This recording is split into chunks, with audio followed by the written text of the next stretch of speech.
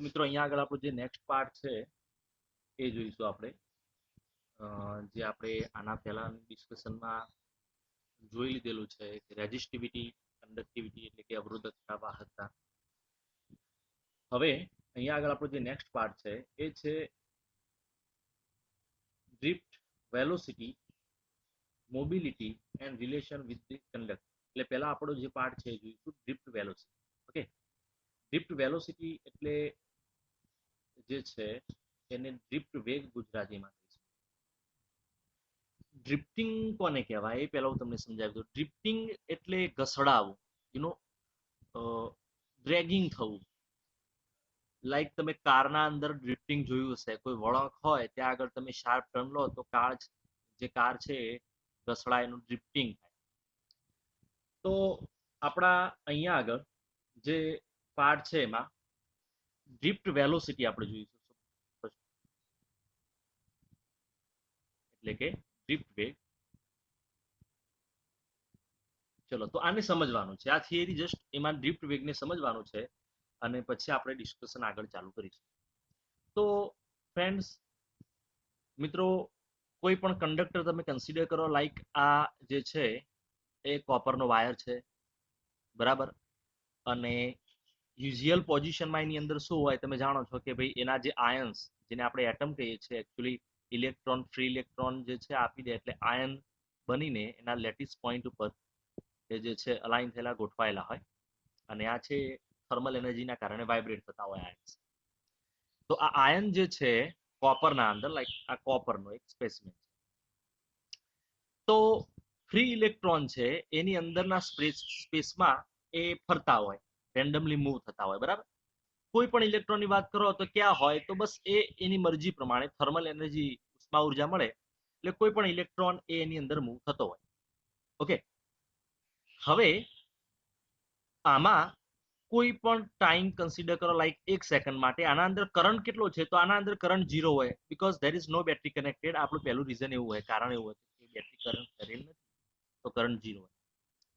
તો આના અંદર ઇલેક્ટ્રોન તો મૂવ થાય છે, પણ શું થતું હોય, કરંટ 0 કરવા માટે તમે અહીંયા આગળ લાઈક કોઈ પણ ક્રોસ સેક્શનલ એરિયા લઈ લો, તો જેટલા પણ ઇલેક્ટ્રોન મૂવ થઈને આ ડિરેક્શનમાં આ બાજુ જતા હોય, એ જ સમયે કેટલાક ઇલેક્ટ્રોન આ બાજુ પણ જતા હોય. એટલે ટોટલ ચાર્જ આ ક્રોસ સેક્શનલ એરિયામાં કેટલો પાસ થાય છે, તો 0. ઓકે, એટલે હાલ આની અંદર કરંટ 0 છે. આના અંદર ઇલેક્ટ્રોન તો મૂવ થાય છે, ઇલેક્ટ્રોન તો હરે ફરે છે, પણ કરંટ છે એ 0 છે. એનું રીઝન મેં તમને સમજાવ્યું, કારણ કે કોઈ પણ ક્રોસ સેક્શનલ એરિયા આડછેદ લો તો જેટલા ઇલેક્ટ્રોન જમણી બાજુ જાય છે એટલા ડાબી બાજુ જાય છે, એટલે આની અંદર કરંટ 0 છે. ઓકે, બરાબર. હવે નેક્સ્ટ શું થાય, તો આ સોલિડ કંડક્ટર છે કોપર, એને એના અંદર હાલ કોઈ બેટરી કનેક્ટ કરેલી નથી. એ વખતે કોઈ પણ એક ઇલેક્ટ્રોન લો, માની લો કે કોઈ પણ ઇલેક્ટ્રોન અહીંયા છે, તો ઇલેક્ટ્રોનનું શું થશે, તો માની લો કે અહીંયા જાય, અહીંયા વેલોસિટીથી જાય, તો અહીંયા આયન સાથે અથડાય એટલે એની વેલોસિટી 0 થઈ જાય. પછી અહીંયા આવે, ફરીથી આયન સાથે અથડાય, વેલોસિટી 0 થઈ જાય. ચલો આ રીતે આગળ જાય અને કોઈ આયન સાથે અહીંયા અથડાય, વેલોસિટી 0 થઈ જાય. આમ એનો કોલિઝન ચાલુ રહેશે, અથડામણ ચાલુ રહેશે. એ બીજા ઇલેક્ટ્રોન સાથે અથડાય, આયન સાથે અથડાય, જ્યારે અથડાય, કોલાઇડ થાય, એ વખતે એની વેલોસિટી 0 થઈ જાય, બરાબર છે. આમ કોલિઝન એનું ચાલુ હશે. ચલો હવે આ જે કોપર છે એને આપણે એક્સટર્નલ બેટરી સોર્સ સાથે જોડવાની વાત કરીએ, તો ફરીથી અહીંયા આગળ કોપરનો ટુકડો જે સ્પેસિમેન છે એને લઈ લો. હાલ આપણે બેટરી સાથે જોડેલ નથી, અને એ વખતની આપણે વાત કરીએ, there is no battery connected and consider this free electron. ચલો આયન્સ છે એની વચ્ચે કોઈ ઇલેક્ટ્રોનને અહીંયા ધ્યાનમાં લો, આ ફ્રી ઇલેક્ટ્રોન છે. ઓકે, તો એનો પાથ કઈ રીતે હશે, તો માની લો કે એ જે છે અહીંયા આગળ આવે છે, અથડાય છે, અહીંયા આગળ આવે છે, ચલો અહીંયા આગળ આવે છે, કોઈ આયન અથડાય છે, પાછો અહીંયા આવે છે. આમ એ થી અહીંયા આગળ માની લો કે બી સુધી આવે. આ એની જર્ની, આ એનો પ્રવાસ થયો કે ભાઈ અથડામણ કરતો કરતો અહીંયા આવ્યો કોઈ ટાઈમમાં. ઓકે, હવે માની લો કે આ જ વસ્તુ તમે બેટરી કનેક્ટ કરીને વિચારી હોત તો શું થાય. કન્સિડર કે આપણે અહીંયા આગળ બેટરી કનેક્ટ કરેલી છે, પોઝિટિવ નેગેટિવ ટર્મિનલ, આ બાજુનો છેડો પોઝિટિવ સાથે છે, આ બાજુનો છેડો નેગેટિવ સાથે છે. તો જ્યારે બેટરી કનેક્ટ કરો એ વખતે આ બાજુનો છેડો પ્લસ અને આ બાજુ માઇનસ છે, એટલે તમે વિચારી શકો કે અંદર ઇલેક્ટ્રિક ફિલ્ડ પ્રોડ્યુસ થશે, પોઝિટિવ થી નેગેટિવ. ઓકે, વિદ્યુત ક્ષેત્ર પેદા થશે અને વિદ્યુત ક્ષેત્રને કારણે અંદર આ જે બધા ઇલેક્ટ્રોન છે, જે ફ્રી ઇલેક્ટ્રોનની વાત કરી હતી, એમના ઉપર ફોર્સ લાગે. F is equal two QE પ્રમાણે force F is equal two EE જેટલો ફોર્સ લાગે. એકચ્યુઅલી માઇનસ EE, પણ વેલ્યુ કેટલી? તો સ્મોલ EE જેટલો ફોર્સ. ઓકે, અને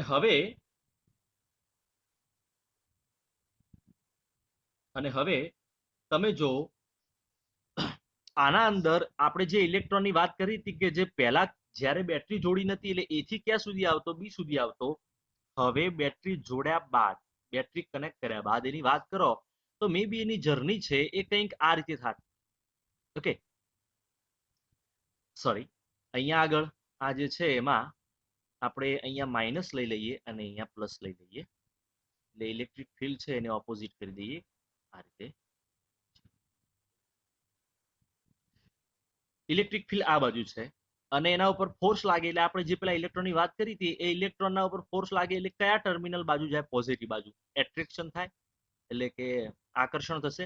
એટલે જે આપણો ઇલેક્ટ્રોન હતો મે બી આ વખતે અહીંયા B' સુધી આવે, અહીંયા સુધી આવે. ઓકે, તો જે ઇલેક્ટ્રોન આપણો પહેલા B સુધી આવતો હતો એ હવે B' સુધી આવે. એટલે મતલબ શું કે ઘસડાયો આ બાજુ. કેમ? એનો આ બાજુ ડ્રિફ્ટિંગ થયું. કેમ? કારણ કે આ વખતે શું પ્રેઝન્ટ છે? ઇલેક્ટ્રિક. પહેલા હતું ના. તો પહેલા જ્યારે ઇલેક્ટ્રિક ફિલ્ડ નતું એ વખતે તમારો ઇલેક્ટ્રોન જે હતો એ આ રીતે મોશન કરતો હતો અને અહીંયા સુધી આવતો હતો, B સુધી, A થી B સુધી. પણ જ્યારે તમે ઇલેક્ટ્રિક ફિલ્ડ પ્રોવાઈડ કર્યું, એટલે કે આ બાજુ પોઝિટિવ ટર્મિનલ કનેક્ટ કર્યો, આ બાજુ નેગેટિવ ટર્મિનલ કનેક્ટ કર્યો, એટલે ઇલેક્ટ્રોનના ચાન્સીસ છે આગળ સુધી જશે હજી.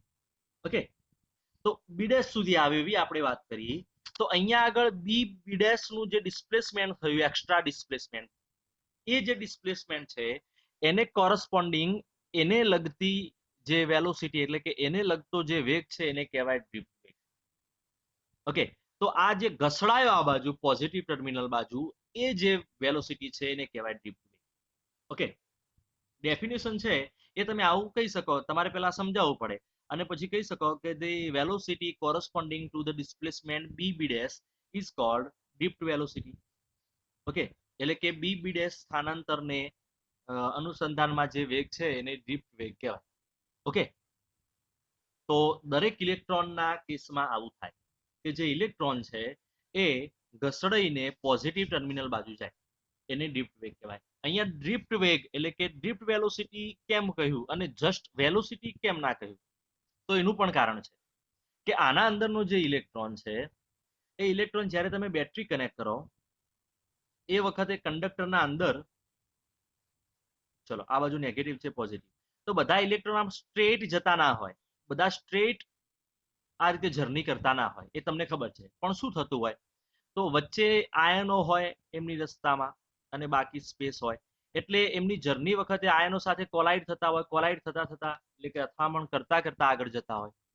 એટલે આ જર્ની વખતે શું થાય કે અહીંયા આગળ આયન સાથે આવ્યા, કોલાઇડ થયા એટલે કે અથડાયા, એ વખતે વેલોસિટી 0.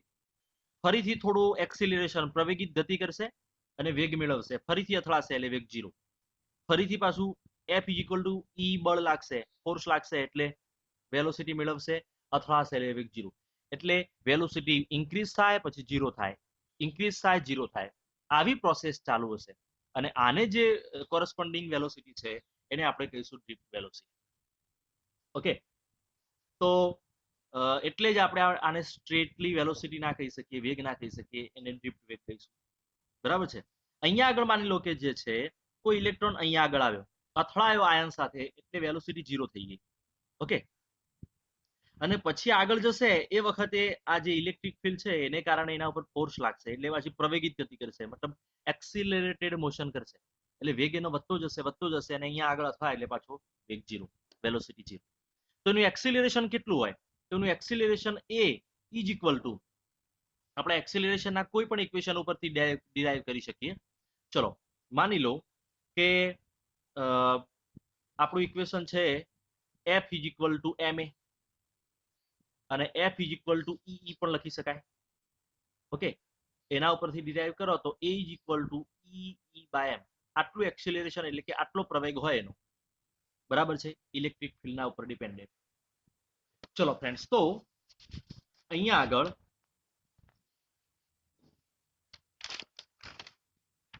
જે આપણે વાત કરી એમાં ફોર્સ કેટલું લાગે તો તમે કહેશો F ઇઝ ઇક્વલ ટુ ઈ જેટલું ફોર્સ લાગે. પ્રવેગ કેટલો હોય એટલે એક્સેલરેશન કેટલું હોય તો ઈ બાય એમ આટલું એક્સેલરેશન હોય. આ જે છે પહેલા ચેપ્ટરમાં આપણે જોયેલું, બરાબર છે. ચલો હવે અહીંયા આગળ આપણે નેક્સ્ટ પાર્ટ ચાલુ કરીએ. તો એક વાત છે relaxation time. What is called relaxation time, એટલે કે રિલેક્સેશન સમય કોને કહેવાય. ઓકે, તો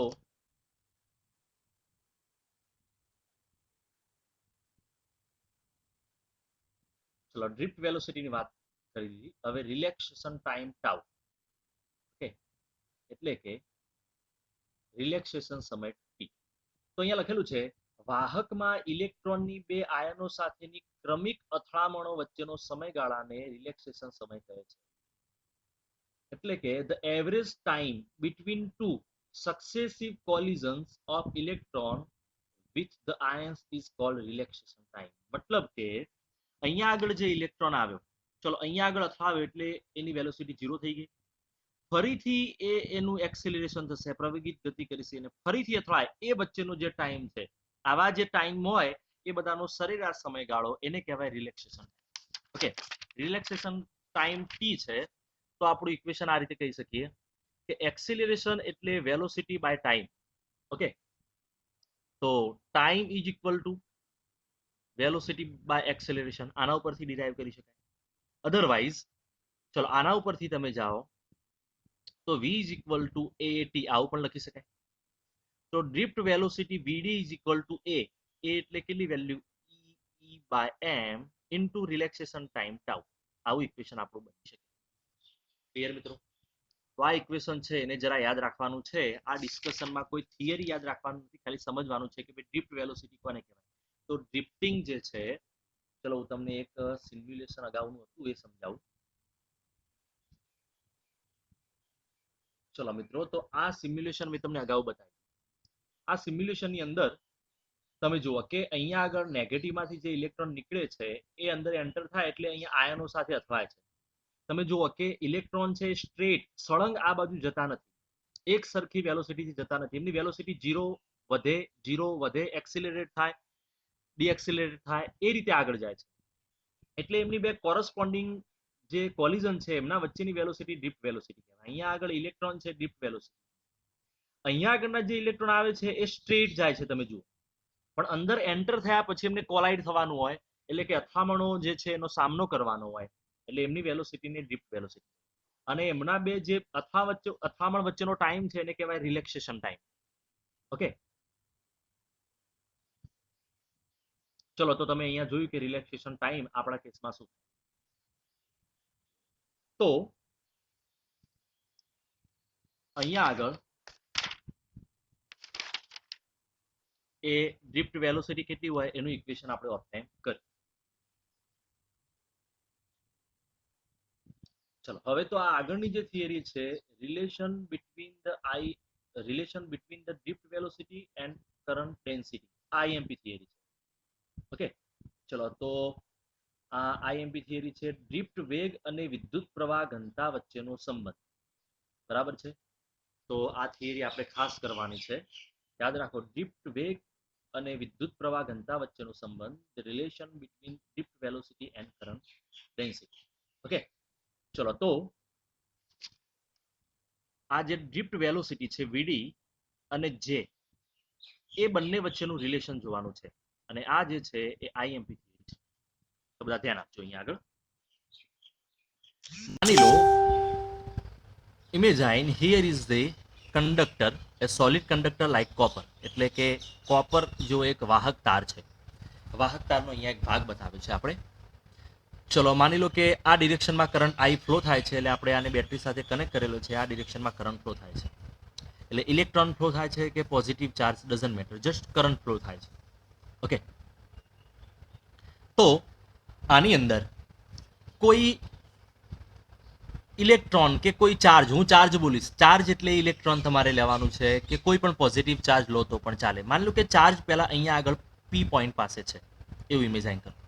ઓકે, અને ડેલ્ટા ટી ટાઈમમાં એ જે ચાર્જ છે એ ડિસ્પ્લેસ થઈને અહીંયા સુધી આવે છે. ઓકે, ક્યુ પોઈન્ટ, ચલો બી પોઈન્ટ સુધી આવે છે, એ થી બી પોઈન્ટ સુધી આવે છે, અને એ જે છે એ ડેલ્ટા એક્સ જેટલું ડિસ્ટન્સ કવર કરે છે. ઓકે, તો આપણે સિમ્પલી કહી શકીએ કે ભાઈ velocity is equal to displacement by time. Okay, તો આપણા કેસમાં એની ડ્રિફ્ટ વેલોસિટી છે, એટલે drift velocity is equal to displacement by time. Okay, ચલો અહીંયા એક કોલિઝન અથડામણ થાય અને અહીંયા બીજું કોલિઝન થાય, એટલે આટલું ડિસ્ટન્સ કવર કરે છે, એવું આટલું અંતર કાપે છે. So delta x is equal to VD into delta T, આ રીતે આપણે લખી શકીએ. ઓકે, તો this is distant or the displacement, એટલે કે અંતર કે સ્થાનાંતર, આટલું સ્થાનાંતર થયું.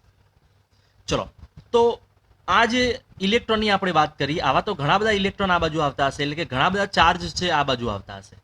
એટલે માની લો કે પહેલા એ આ જે છે ક્રોસ સેક્શનલ એરિયા ઉપર છે અને પછી આ ક્રોસ સેક્શનલ એરિયા ઉપર આવે છે. મતલબ કે પહેલા આ આડછેદ ઉપર હતા ઇલેક્ટ્રોન અને પછી આ આડછેદ ઉપર આવે છે.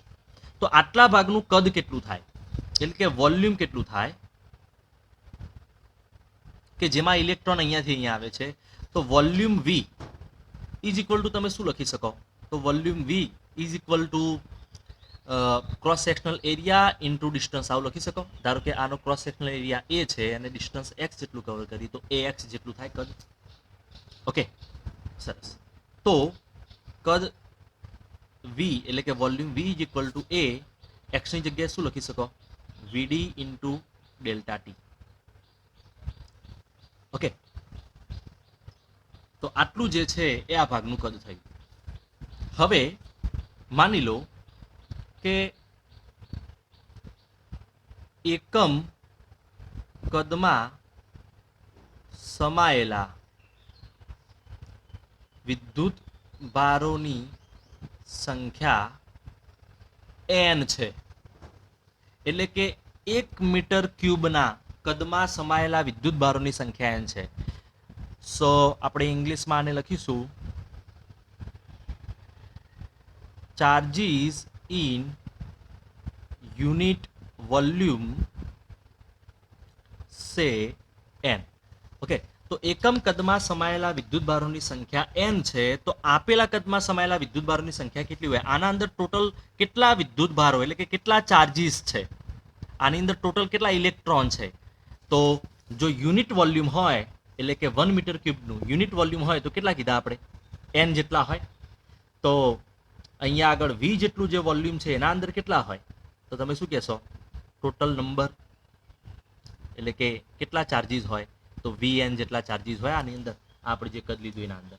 ઓકે, તો ટોટલ ચાર્જીસ કેટલા હોય, તો વોલ્યુમના માટે આપણે શું ઇક્વેશન ડિરાઈવ કર્યું, એટલે કે કદ માટે એ વીડી આ જે છે ડેલ્ટા ટી છે. ઓકે, ડેલ્ટા ટી એ VD delta T into N. Okay, ચલો, તો આટલા આની અંદર ટોટલ ઇલેક્ટ્રોન હોય, એનો મિનિંગ એવો થયો. યાદ રાખો કે સ્મોલ એન છે ને હંમેશા યુનિટ, સ્મોલ એન છે ને હંમેશા યુનિટ વોલ્યુમમાં ચાર્જ એના માટે આપણે યુઝ કરીશું 12th સ્ટાન્ડર્ડમાં. તો એકમ કદમાં સમાયેલા વિદ્યુત ભારો માટે એન યુઝ કરીશું. ચલો, તો ટોટલ આટલા જે છે એટલા ઇલેક્ટ્રોન થયા, કે એટલે કે ચાર્જીસ થયા. હવે 1 ચાર્જ એટલે કે 1 ઇલેક્ટ્રોન હોય તો એનો ચાર્જ કેટલો હોય, તો for 1 electron the charge is E. તો ટોટલ આટલા electron, total this number of electron, the charge is, તો ટોટલ વિદ્યુત ભાર કેટલો થાય, તો એ VD delta T N into E, આટલો ટોટલ વિદ્યુત ભાર આના અંદર થાય. એક ઇલેક્ટ્રોનનો વિદ્યુત ભાર E જેટલો, તો ટોટલ આટલા ઇલેક્ટ્રોનનો વિદ્યુત ભાર કેટલો, તો into E. So the charge for 1 electron is E. So the charge of total this number of electron is into E.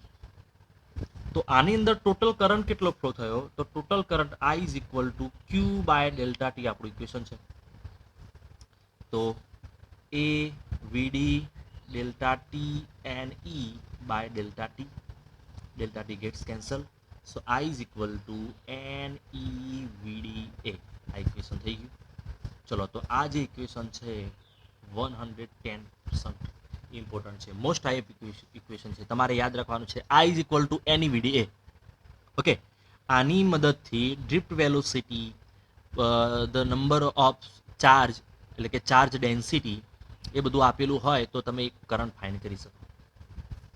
હવે તમે જાણો છો કે current density J is equal to I by A.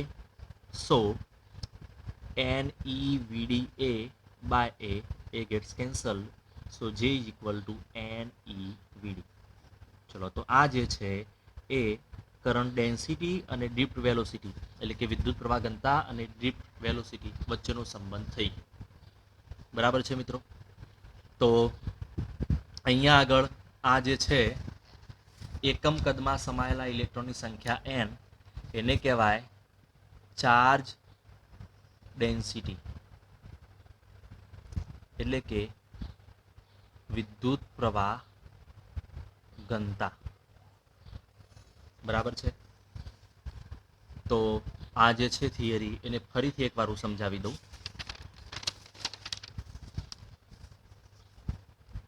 Consider this is the conductor. માની લો કે આ વાહક છે.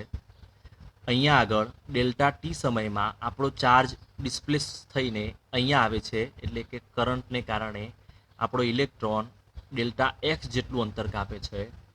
તો drift velocity is equal to delta x by delta T. Okay, so delta x is equal to VD into delta t. આવું equation આપણું થઈ જશે, ઇક્વેશન નંબર 1.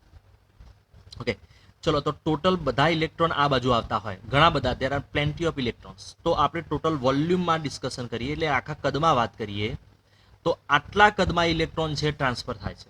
ઓકે, પહેલા ઇલેક્ટ્રોન બધા અહીંયા છે.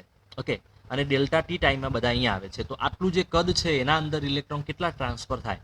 તો વોલ્યુમ એટલે કે કદ, તો આનો એરિયા એ જેટલો હોય તો A ઇન્ટુ ડેલ્ટા એક્સ આ રીતે લખાય. તો A ઇન્ટુ ડેલ્ટા એક્સ એટલે વીડી ઇન્ટુ ડેલ્ટા ટી. ઓકે, ચલો આટલી ડિસ્કશન આપણે કરી. હવે A વીડી ડેલ્ટા ટી. ચલો હવે આ કદમાં સમાયેલા ઇલેક્ટ્રોનની સંખ્યા કેટલી હશે? So the number of electrons or the number of charge within this volume. So if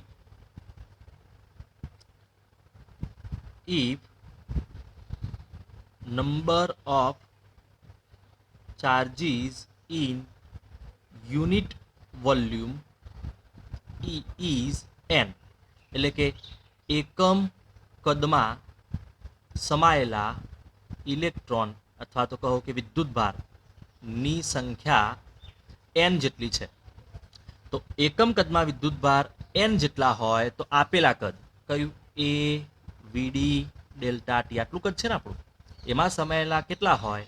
તો બંનેનું મલ્ટિપ્લિકેશન, ગુણાકાર કરવાનો. તો કેટલા હોય ઇલેક્ટ્રોન ટોટલ? n.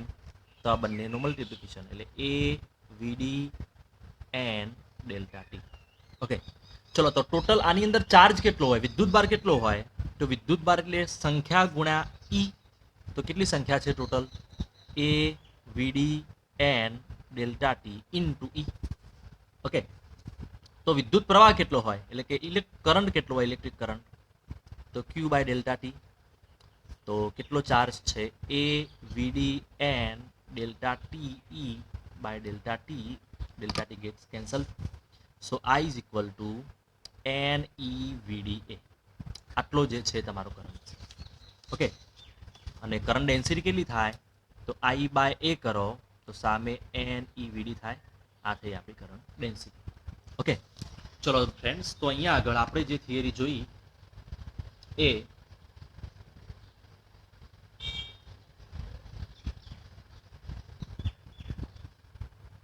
એની ડિસ્કશન અહીંયા આગળ કરી. હવે બાકીની ડિસ્કશન આપણે આના પછીના વિડીયોમાં કરીશું.